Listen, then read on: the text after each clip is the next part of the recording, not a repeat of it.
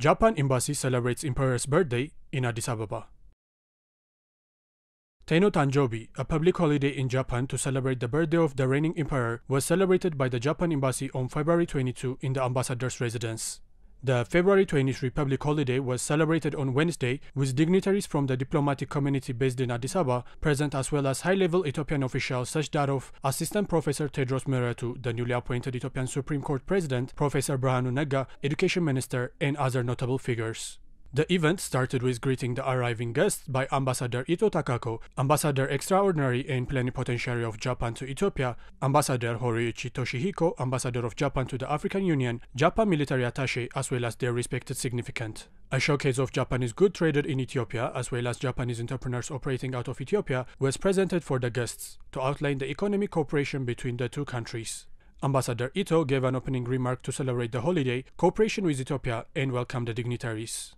On behalf of the staff members of the Embassy of Japan in Ethiopia and the Mission of Japan to the African Union, I would like to extend my warmest welcome and heartfelt gratitude to all of you who are here today for our National Day reception celebrating the 63rd birthday of His Majesty the Emperor Naruhito of Japan. On economic cooperation and political relations with Ethiopia, the ambassador has this to say. Japan is now working with the African Union to financially support the AU's monitoring, verification, compliance mission, and is cooperating with various international organizations to deliver humanitarian assistance to northern Ethiopia.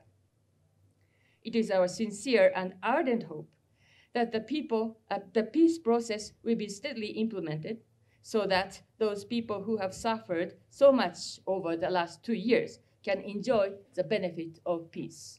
A friend in need is a friend indeed.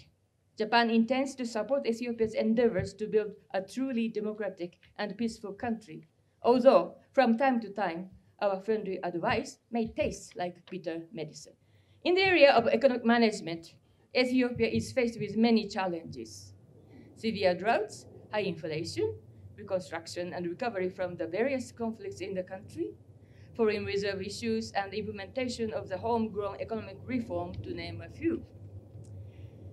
Japan wishes to work with Ethiopia to ensure the human security of all people in this country and to protect their economic, social, and cultural rights, as well as the right to life.